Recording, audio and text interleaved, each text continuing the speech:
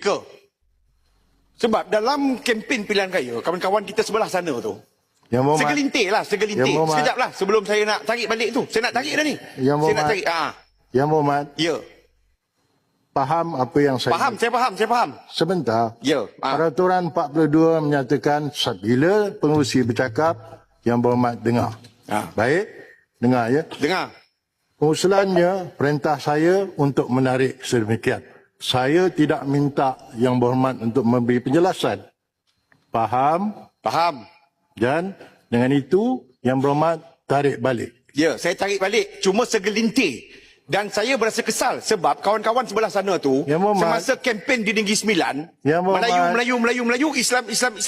Hari ini kita bahaskan persoalan... Yang Berhormat, sebagai pengerusi ada saya minta Yang Berhormat menjelaskan. Tak ada kan?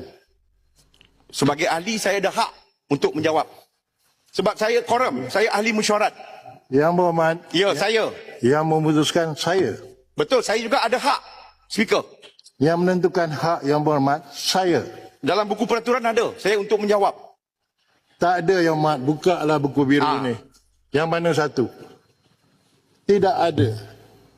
Jadi Yang Berhormat, saya tidak minta Yang Berhormat untuk menjelaskan. Saya hanya perintahkan menarik balik berkaitan isu ras dan agama.